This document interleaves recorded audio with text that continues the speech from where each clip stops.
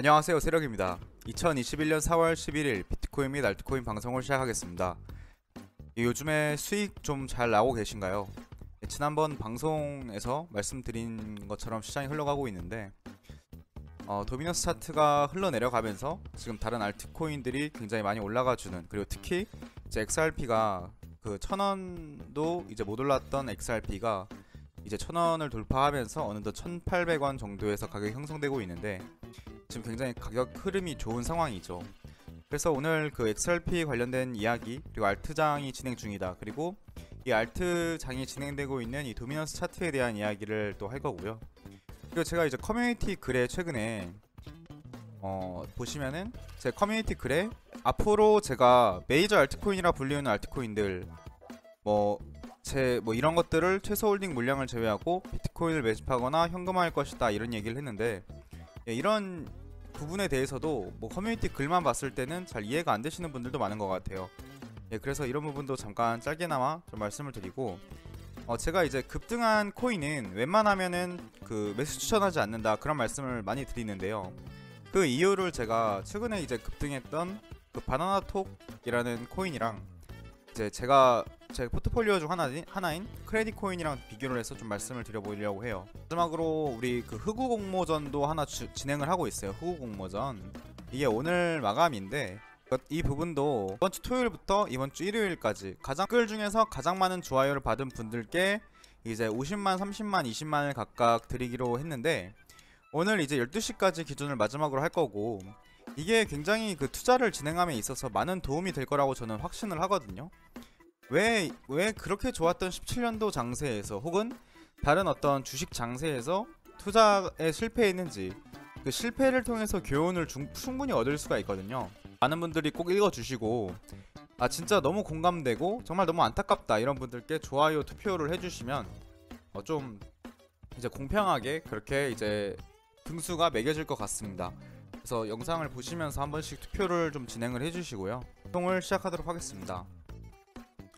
도미너스 차트가 어느덧 이제 57.57까지 내려왔습니다. 고점이 72에서 현재 57까지 내려온 상황이고, 57까지 내려온 게 아니라 56까지 내려온 거고요.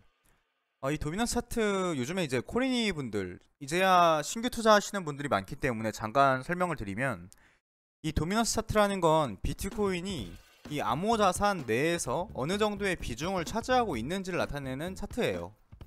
그 말이 무슨 말이냐면은, 여기 보시면 2016년도 16년도 부근에는 비트코인이 거의 이제 90%, 95% 이상을 차지를 했죠. 시가총액이 대부분이 비트코인이 차지했습니다. 그 이유는 이제 다른 알트코인들이 그만큼 발전하지 못했고, 이제 대장주인 비트코인만큼 이제 시장의 인지도가 거의 없었기 때문이죠. 그런데 알트코인들이 많이 생겨나기 시작하면서 뭐 이더리움이나 리플, 그런 뭐 비트코인 캐시 등이 생겨나면서 점점 도미넌스 차트는 아래로 빠지기 시작했다는 거죠. 왜냐면 그만큼 이제 비트코인이 성장하는 것보다 더 빨리, 더 많이 성장하는 알트코인들도 많이 생겼고, 그리고 이제 알트코인 자체의 숫자가 너무 많아지다 보니까 전체적으로 이 도미넌스 차트는 우하향하는 차트다.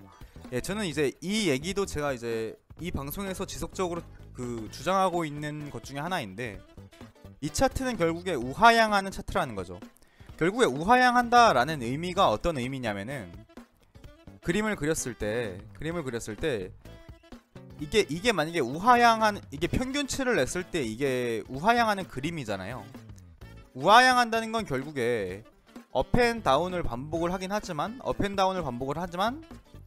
이런 식으로 결국은 이제 고점은 낮추면서 저점을 낮춰가는 차트가 바로 우하향하는 차트예요. 결국 제가 보는 관점에서는 이 도미넌스 차트라는 것, 비트코인의 시장 지배력은 점점 더 내려갈 거라는 겁니다. 그 말은 즉, 이 고점은 계속해서 낮춰갑니다. 고점은 계속해서 낮춰가는데 저점도 계속해서 내려가요. 저점도 계속해서 내려가는 것이 결국 이 도미넌스 차트의 흐름인데, 그러면 이 도미넌스 차트가 어떤 식으로 흘러갈 것이냐라고 한다면, 이번에도 저번 2차 시즌에 있었던 불장보다는 밑으로 형성될 가능성이 매우 높다. 저는 그렇게 보고 있습니다. 일단 저번 이제 1차 시즌 17년도 1차 시즌일 때 저점이 요 정도에서 형성이 됐고, 이번 1차 시즌 이제 저점은 요 정도에서 형성이 됐어요. 2차 시즌 17년도 2차 시즌 도미넌스 차트는 이 정도. 그러니까 이 정도를 이제 좀 이어보면 한 49 정도에서 형성이 됐다는 거죠. 그럼 저는 이번에 2차 시즌 마무리는 결국에 좀 더 아래쪽에서 형성될 가능성이 높다. 예, 좀 더 아래쪽에서 형성될 가능성이 높고, 이제 45에서 47까지 뭐 이제 도미넌스 차트가 내려갈 가능성이 굉장히 높다. 예, 그렇게 보고 있다라는 거죠. 제가 바라보는 관점에서는. 그렇다라고 하면은 더 내려갈 수도 있고 뭐 덜 내려갈 수도 있지만, 이쪽 부근에 내려왔을 때에는 가지고 있는 이제 뭐 리플 코인이라던가 아니면 다른 알트코인들이 어느 정도 올라왔는지에 따라서 뭐 얘기는 달라질 수는 있겠지만, 뭐 이더리움이라던가 리플 이제 시가총액이 높은 그런 알트코인들은 어느 정도 정리를 하겠다. 예, 그렇게 좀 말씀을 드리는 겁니다. 이제 가끔 이제 이런 말씀을 하시는 분들이 계세요. 도미넌스가 내려간다고 했는데 뭐 이게 내려가는 건 맞냐? 뭐 가끔 가다가 이제 비트코인이 오르고 알트코인들이 내려가는 상황도 연출되지 않느냐, 이런 질문을 해주시는데, 뭐 당연히 그런 겁니다. 이때 그 17년도 장도 한번 봐보면 묶어서 한번 보면은, 이 그림을 한번 묶어서 이렇게 보면은 우하향 했잖아요. 예, 이 부분에 대해서 동의 못할 분은 없으실 거예요. 근데 이때 당시에 시장 참여자로 있었던 사람들의 입장에서는 어떤 상황을 겪었냐면은 이렇게 보시면 돼요. 왠지 우하향하면서 쏟아질 것 같은데 계속 횡보를 하는 거예요. 그럼 언제 또 쏟아지지? 그럼 이때 같은 경우에는 도미넌스가 갑자기 급격하게 올라왔으니까 사람들의 입장에서는 알트장 그냥 끝났다, 비트장 다시 온다, 사람들이 이렇게 생각을 했겠죠. 그치만 그런 어떤 시장 참여자들의 기대랑은 달리 완전히 쏟아져 버리는 그런 상황이 연출이 됐었다. 이제 지금이랑 비슷한 겁니다. 이때처럼 시장이 급격하지는 않아요. 왜냐면 이 크립토 시장 자체가 굉장히 성숙해졌고, 성숙해진 만큼 사람들이 믿음이 강한 사람들은 급하게 팔지 않고, 이제 믿음이 약한 사람들이 적어졌기 때문에 파는 사람들은 이제 더 급하게 팔지 않고, 또 매수하는 사람들은 또 막 급하게 매수하지 않습니다. 17년도랑은 그것이 어떻게 달라진 점이고, 성숙해진 시장이라는 게 약간 그런 의미로 받아들이면 될 것 같아요. 그렇다라고 하면 지금 시점에서도 이제 방향성은 우하향이지만 뭐 얼마나 오랜 기간 동안 어느 정도 급격한 정도로 빠질지에 대해서는 예상이 좀 힘들다. 그렇지만 업앤다운을 조금씩은 할 수 있겠지만 결국은 이런 식으로 뭐 우하향하면서 이때보다 훨씬 더 낮은 가격이라기보다는 낮은 도미넌스 도미넌스 지수를 만들어낼 것이다. 예, 그렇게 좀 보고 있습니다. 이제 이 정도로 좀 설명을 드리면 될 것 같고, 이제 도미넌스 차트와 관련돼서 좀 급등한 코인을 제가 웬만하면 매수하지 않는 이유에 대해서도 좀 설명을 드려볼게요. 이거랑 좀 비슷한 얘기가 될 수 있는데, 예를 들면은 제가 이제 바나톡이라는 코인에 대해서 전 잘 몰라요. 전 잘 모르니까 이 코인이 좋다 나쁘다라는 얘기를 하는 건 아니에요. 근데 저는 이제 이렇게 급등한 코인, 그러니까 지금 이제 30원에서 뭐 384원, 뭐 400원까지, 또 398원까지도 갔었는데, 전 이런 코인은 사질 않는데요. 저는 이런 코인을 이런 차트를 만든 코인들을 매수하는 게 사실 조금 뭐랄까 위험할 수 있다, 이렇게 좀 생각을 해요. 언제나 그 코인이 무엇이든 간에 그 이유에 대해서 좀 말씀을 드려보면, 결국에 이제 성장하는 자산이라는 게 평균 값을 내보면 우상향하는 코인이라 하더라도 이런 식으로 그 평균 각도가 이 정도로 만약 형성이 된다고 해볼게요. 그러면 결국에 이렇게 급등을 했지만 이렇게 또 내려올 수도 있다는 거예요. 그리고 뭐 물론 이렇게 올라갈 수는 있겠죠. 올라가고 또 내려가고, 올라가고 내려가고, 또 내려갔다가 뭐 이렇게 갈 수 있겠죠. 그러면 이 시점에서는 당연히 고점에 몰린 사람들을 탈출할 수 있겠지만, 굉장히 오랜 기간 동안 이 자산에서 이익을 보지 못하고 본인의 돈이 묶여있게 된다라는 거죠. 이런 상황을 저는 연출하고 싶지가 않기 때문에 이런 자산은 건드리질 않습니다. 좀 이렇게 생각하시면은 조금 편할 것 같아요. 예를 들면은 이거는 좀 아파트라고 해볼게요. 아파트라 치면 아파트 가격 상승은 좀 뭐 이런 식으로 가죠. 이런 식으로 뭐 흐물흐물하게 뭐 이런 식으로 뭐 이탈을 좀 하더라도 이렇게 뭐 간혹 가다가 진짜 뭐 이렇게 가기도 하지만 뭐 서울 아파트 같은 경우에는 좀 대체로 이렇게 스물스물 갑니다. 근데 주식 시장이라고 좀 쳐볼게요. 기울기가 약간 조금 더 기울기가 가파르겠죠. 아파트보다는 조금 더 가파르고 조금 더 변동폭이 커서 이제 뭐 이런 식으로 갑니다. 이런 식으로 가다 보니까 아파트 저점 매수를 하기보다는 이제 주식 같은 경우엔 저점에 잡고 고점에 판다면 계속 그 기회가 있는 겁니다. 뭐 이런 식으로 이익을 낼 수가 있는데 아파트보다는 변동성이 좀 더 심하다라는 거예요. 이제 이렇게 좀 이해를 하시면 되고, 그러면 이제 크립토 시장을 좀 비교를 해보면은 크립토 시장은 기울기가 더 가파르고 변동폭이 더 크다는 겁니다. 이렇게 갔다가 또 이렇게 내려와요. 사실 따지고 보면은 뭐 약간 이제 제가 무슨 의도로 말하는지는 알 것 같은데 거시적 흐름 차원에서 보면은 이 자산이라는 형태 그리고 가격 움직임이라는 것이라고 이제 좀 살펴봤을 때 우리가 이제 크립토 시장에서 이런 데서 매수는 하면 안 된다라고 저는 생각을 해요. 근데 보통 사람들이 많이 매수하는 자리가 사람들이 많이 몰릴 때 이런 자리에서 매수를 진짜 많이 하거든요. 이런 자리에서 매수를 많이 해요. 크립토 시장에서. 왜냐면 이때가 고점으로 향해 가는 그 과정 속에 있는 거고 과열이 되는데, 크립토 시장은 아마 다들 아시겠지만 올라갈 땐 진짜 무슨 끝없이 올라가기도 하고 진짜 언제까지 올라가지? 지금이라도 탑승을 안 하면 뭔가 큰 기회를 잃을 것만 같고 그런 기분이 들기 때문에 이런 고점을 향해 가는 과정에서 이런 부분에서 많이 탑승을 한단 말이에요. 근데 막상 까보면은 이때는 거의 이제 단기 고점일 경우가 굉장히 많고 하락을 해서 이런 부분에서 접근하신 분들은 다 이제 결국에 이렇게 하락을 하다 보니까 물려버린다는 거죠. 그러면 굉장히 투자가 힘들어집니다. 주식시장 같은 경우에도 뭐 고점에 물렸을 경우에 뭐 물론 힘들겠죠. 여기서 이제 여기까지 내려간다라고 하면은. 그렇지만 주식시장 같은 경우에는 코인 대비해서 이제 등락이 좀 덜하기 때문에 이런 데서 잡더라도 뭐 결국에 이제 구조대가 금방 올 수 있다는 거죠. 근데 코인 시장은 조금 이제 얘기가 다를 수 있고 그 어떤 그 심리적인 어떤 그 상태, 심리적으로 더 많이 위축될 수밖에 없다. 이런 자리에서 들어가면. 왜냐면 이 고점 대비 저점이 막 50%, 막 70% 뭐 이런 경우도 생겨버리니까 이런 경우엔 진짜 사람이 너무 힘들어진다는 거죠. 많은 분들이 이제 서울 아파트 투자를 많이 하시고 뭐 서울뿐만 아니라 다른 데서도 아파트 투자를 굉장히 선호하시죠. 아파트가 이제 안전자산인 것처럼 인식이 되고 그러는데 뭐 그것도 이제 맞는 말이죠. 이제 아파트는 살아버리면 되니까 굳이 투자 목적이 아니어도 살다 보면 어느샌가 올라 있으니까 그것도 맞는 말인데, 이제 100% 투자 관점으로 살펴봤을 때는 약간 이런 부분들이 있다라는 거고, 제가 최근에 쓴 저서에도 30살 비트코인으로 퇴사합니다.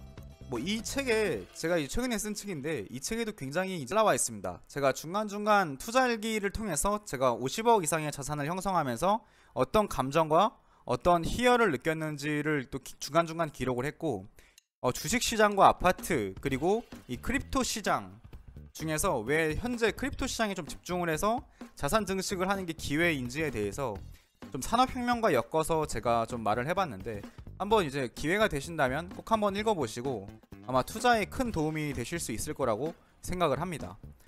하던 얘기를 좀 마저 마무리를 좀 지어보자면, 저라면 굳이 이제 지금 같은 상승장에서 신규 코인을 투자를 해야 된다면 이런 차트 굳이 이제 찾는다면 뭐 크레딧 코인 같은 이런 차트를 그리고 있는 코인을 탑승을 하겠다라는 거죠.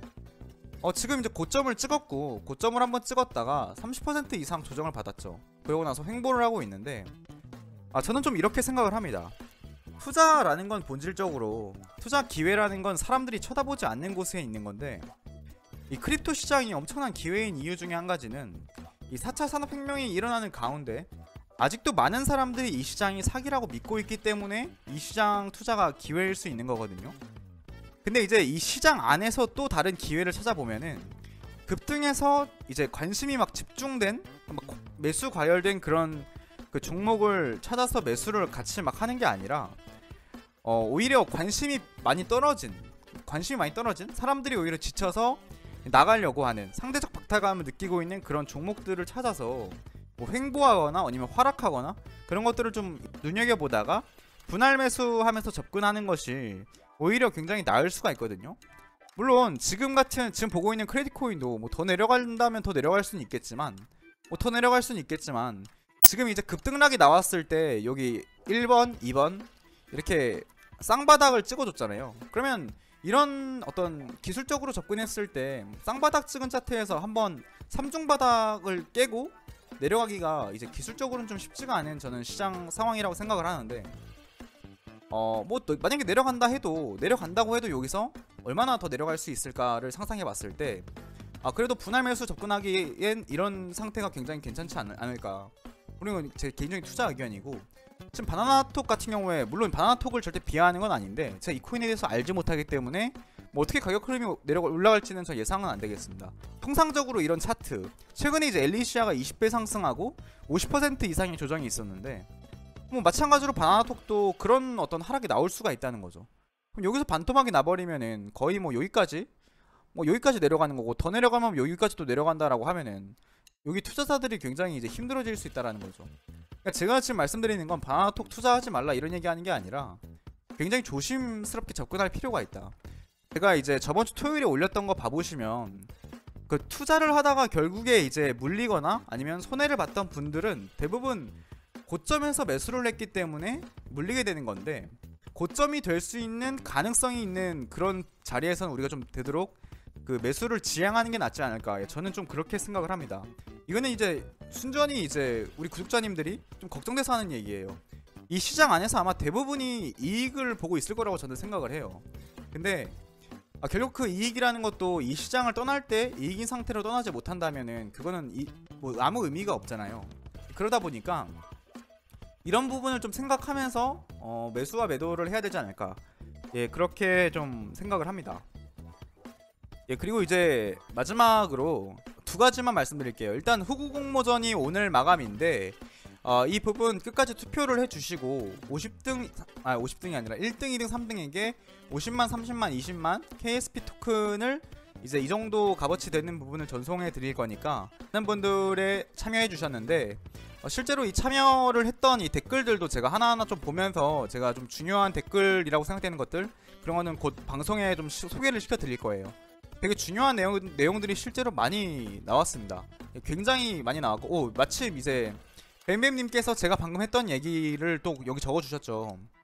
달리는 말이 타지 말자. 제가 방금 했던 얘기가 이런 얘기인 것 같고, 이제 실패를 경험했던 분들이 이런 말들을 많이 해주신다는 거죠. 이거는 제가 다다음 방송에서 제가 하나하나 읽어 드릴 거고, 굉장히 중요한 이야기가 많을 겁니다. 한번 읽어 보시면 너무너무 좋을 것 같고요. 이번에 제가 그 커뮤니티 글에다가 뭐 이런 얘기를 이제 썼었습니다. 이런 얘기를 썼었는데 무슨 얘기를 했냐, 이제 도미넌스가 무너지면서 그 비트코인의 상승과 하락에 영향을 많이 받는 코인들은 최소 물량을 홀딩 제외하고 이제 좀 매도를 할 거다, 그렇게 얘기를 했잖아요. 저는 이제 좀 보수적으로 이 시장을 접근을 하고 있습니다. 보수적으로 접근을 하고 있고, 이번에 이제 알트코인 장이 저는 끝난다고 하면은 비트장을 좀 준비를 해야 된다고 생각을 해요. 그러니까 사이클이 알트장이 있고 비트장이 있다라고 저는 믿고 있고 그렇게 생각을 하고 있는데, 그렇다면 비트장을 대비하지 않으면 안 되는 시즌이 다가오고 있다라고 생각하는 겁니다. 저는 지금 대부분의 어떤 자산이 포트폴리오가 비트코인은 거의 없어요. 비트코인은 최소 물량을 제외하고 거의 다 알트코인으로 지금 집중되어 있는 상황인데, 이제 이번 알트 시즌이 지나갈 때쯤에는, 지나가려면 아직 시간이 좀 남았어요. 아직 시간이 좀 남았는데, 지나갈 때쯤에는 제가 이제 어느 정도는 그거를 익절을 하겠다, 이렇게 미리 좀 말씀을 드리는 거예요. 미리 우리 구독자님들도 제 어떤 플랜을 참고하시라고. 제가 이제 옛날부터 말씀드렸던 게, 매수와 매도를 할 때부터 저는 이제 투자 계획을 미리 세워놓고 그 계획대로 진행한다라고 말씀드렸습니다. 저는 그냥 제가 그 미리 설정했던 그 매수와 매도 계획에 맞게 진행을 하는 것 뿐이고, 제 투자 견해가 틀릴 수도 있습니다. 오히려 뭐 제 투자 견해가 틀려서 비트장이 그냥 안 오고 알트장만 쭉 와서 뭐 이제 구독자님들이나 아니면 제가 가지고 있는 알트코인들이 다 그냥 쭉 가버리면 너무 좋은 일이죠. 근데 이제 저는 좀 보수적으로 접근을 해서 어느 정도는 이제 익절도 하고 그리고 이제 비트코인도 매집을 좀 하고 그렇게 좀 진행을 해야겠다. 예, 저는 그렇게 좀 말씀을 드리는 거고, 제가 정답이 아니니까 구독자님들이 또 생각하는 어떤 방향 아니면 또 신규 코인 발굴, 제가 그렇다고 해서 신규 코인 발굴을 안 할 건 아니거든요. 왜냐면 이번에 알트코인들을 익절을 하고 나면은 뭐 리플코인이라던가 특히 리플코인을 제가 익절을 하고 나면 그만큼 제가 신규로 투자할 수 있는 어떤 그 여유 자금이 생기는 거기 때문에 아직 시장에서 저평가 되어 있다고 생각되는 코인, 그리고 비트코인의 영향을 받지 않으면서 이제 막 이 시장 안에서 인정을 받으려고 하는 그런 코인들 투자를 지속할 생각이에요. 예, 그렇게 좀 참고를 하시면 될 것 같고, 이제 뭐 어떤 분들 중에서 막 좀 이제 시장을 완전히 털고 나가는 거냐 이렇게 말씀하시는 분들이 있는데, 그건 아니니까 걱정하지 마시라. 예, 이렇게 말씀드리는 거고, 저는 여전히 이 시장이 굉장히 큰 기회 속에 있다고 생각을 하고, 아직은 이 시장이 좀 상승이 끝나려면 좀 멀었다. 예, 그렇게 보고 있는 관점입니다. 그러니까 제가 지금 시점에서 책을 출판한 거기도 하고, 제가 이 시장이 끝나가는 마당에 지금 책 출판을 해서 사람들한테 이 시장이 기회라고 말한다면 그거는 조금 이상한 거겠죠.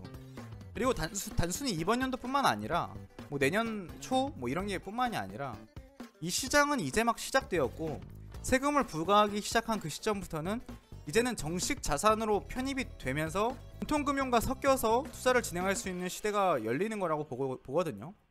그러니까 지금 이제 이 시장에 관심을 가지고 뛰어들고 계신 분들은 어떻게 보면 단순히 돈 먹고 돈놀이 이런 느낌보다는 정말 장기적인 관점에서 이 시장이 어떻게 돌아가는지, 그리고 진짜 이 시장 안에서 앞으로도, 그러니까 지금 당장 이번 연도가 아니라 1년 후, 2년 후, 뭐 3년 후, 5년 후까지도 투자를 지속할 수 있는 어떤 힘을 길러가면서 투자를 진행하시면 어떤가, 예, 그렇게 좀 말씀을 드리고 싶습니다.